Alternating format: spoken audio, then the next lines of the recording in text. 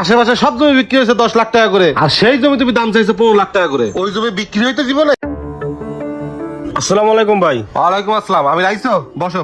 ভাই এই যে খবর পাঠাইছিলেন, শোনো, ওই যে আমার ইস্টার্ন হাউজিং এর পিছনে যে জমিটা 6 ডিসিম, ওই জায়গাটা বিক্রি করবো, বুঝছো? তুমি একটা ভালো দেখে একটা পার্টি দেখো, দেখো জমিটা বিক্রি করা যায় নাকি। ভাই রেটটা কি বলে দেবো? রেট 10 লাখ টাকা করে হলে ছেড়ে দেবো, বুঝছো? আর শোনো, তুমি টেনশন করো না, তোমার পার্সেন্টেজ যা আসে আমি দিয়ে দেবো, বুঝছো? তাহলে বিকেল আমি আসবানে কাগজপাতিটা দিয়ে দিয়েন, পার্টিতে তোমার কাগজপাতি দেখাইতে হয়। আচ্ছা আচ্ছা, ঠিক আছে। তাহলে আমি যাই ভাই। আসসালামু আলাইকুম। ওয়ালাইকুম আসসালাম।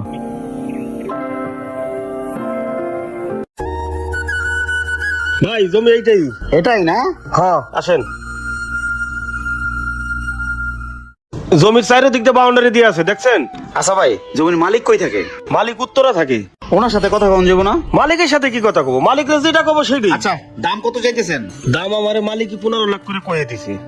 15 লাখ হলে জমিটা ছেড়ে দেবো। দামটা একটু বেশি হয়ে যায়। ভাই বেশি হয় না, জমিটা একেবারে নির্ভেজাল। ভাই 6 মাসের শিশু বাচ্চা যেরকম নির্ভেজাল, জমিটা সেরকম নির্ভেজাল। এখানে কোনো যাই ঝামেলা কোনো কিচ্ছু নাই। আরামসে আসবেন, বিল্ডিং করবেন, নিশ্চিন্তায় ঘুমাবেন। আচ্ছা, কাগজপত্র কি ওকে আছে না? কাগজপাতি ওকে। তাহলে একটা কাজ করেন, আপনি দামাদামি পরে করি আর কাগজপত্র চেক করি।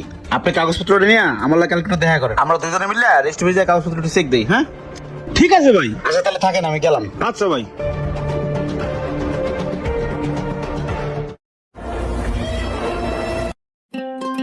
আসসালামু আলাইকুম ভাই। ওয়ালাইকুম আসসালাম। আপনি তো শামীম না? হ্যাঁ জি, বসেন। আচ্ছা রাখো, আমি পরে ফোন দিচ্ছি। জি ভাই। ভাই আমি আসছিলাম আপনার যে ইস্টার্ন হাউজিং এর পিছনে যে 6 শতাংশ জমিটা আছে না, ওইটার ব্যাপারে। ওটা তো আপনারই। জি জি, আমারই। বলেন। তা ওই জমিটা কত হলে ছাড়তে যাচ্ছেন? ওইটা আমি 10 করে হলে ছেড়ে দেবো। কি বলেন? ওইটা আমাকে এক ব্রোকারে দেখাইছিল, বুঝছেন? আমি আশেপাশের জমি সব দেখছি 10 লাখ করে চলতেছে। আপনার ওই জমিটা 15 লাখ সে চাইছে। 15 লাখ বলছে? না, আমি তোকে 10 করে বলে দিছিলাম লাস্ট। চিন্তা করছেন, উনি আমার বলছে মালিকের রেডি 15 লাখ। এরপর আমি যা দেই কোন এভাবে কি জমি আছে কিনা হয় বলেন? আচ্ছা আপনি 10 লাখ করে চাইছেন, আমি 10 লাখ করে দিচ্ছি। জমিটা কালকের মধ্যে আমার রেজিস্ট্রি করে দেওয়ার ব্যবস্থা করেন। আচ্ছা আচ্ছা, ঠিক আছে, সমস্যা নাই। আপনি জমি দেখছেন? আমি জমিও দেখছি, কাগজপত্র সব চেক দেওয়া শেষ। পছন্দ হয়েছে না? আচ্ছা আচ্ছা, ঠিক আছে।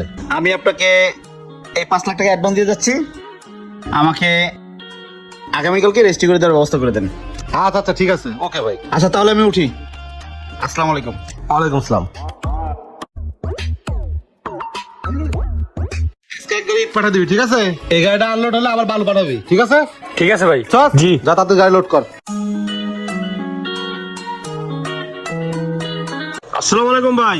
ওয়ালাইকুম আসসালাম। ভাই কাজটা আপনি কি করলেন?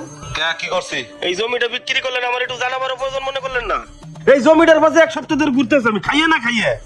রেজিস্ট্রি অফিসে এখানে ওখানে যে সব কাগজপত্র গুলো ঠিক করছি আমি। জুতার তলাক হয়ে গেছে, আর জমিটা আমারে ছাড়া আপনি বিক্রি করে দিলেন। আমিন, তোমার মাধ্যমে যদি আমি জমিটা বিক্রি করতাম না, এই জমিটা আমি সারা জীবনে বিক্রি করতে পারতাম না। আশেপাশে সব জমি বিক্রি হয়েছে 10 লাখ টাকা করে, আর সেই জমি তুমি দাম চাইছো 15 লাখ টাকা করে। ওই জমি বিক্রি হইতে জীবনে আমি জমি বিক্রি করে 5 লাখ টাকা লাভ করতে পারি না, আর তুমি এক জমি বিক্রি করে 30 লাখ টাকা লাভ করবে না। এই জন্য কয় দালালের কোনো জাত হয় না, যে জায়গায় গু পায় ওই জায়গায় যাই চাটে। এই জমিটা যদি তুমি বিক্রি করে দিতা, আমি কি তোমার কিছু দিতাম না? যে কিনতো সে কি তোমার কিছু দিত না? এই তুঙ্গ মতো কিছু দালালের কারণে ক্রেতা মাল পায় না, আর বিক্রেতা কাস্টমার পায় না। সময় আছে, এখনো ভালো হয়ে যাও। দালালি করো কিন্তু কারোর সাথে ডাকাতি করো না। শোনো, যেহেতু তুমি জমিটা পিছিয়ে দৌড়াদৌড়ি করছো, কাগজপাতি নিয়ে ঘোরাঘুরি করছো, তোমার ওসিলায় কাস্টমারটা পাইছি। এক কাজ করো, এই জায়গায় 1025 টাকা আছে, এটা তুমি রেখে দাও। ঠিক আছে। আসসালামু আলাইকুম। ওয়ালাইকুম আসসালাম। ভিডিওটা যদি ভালো লেগে থাকে বেশি বেশি শেয়ার করে সবাইকে দেখার সুযোগ করে দিন। তো সবাই ভালো থাকবেন। আসসালামু আলাইকুম।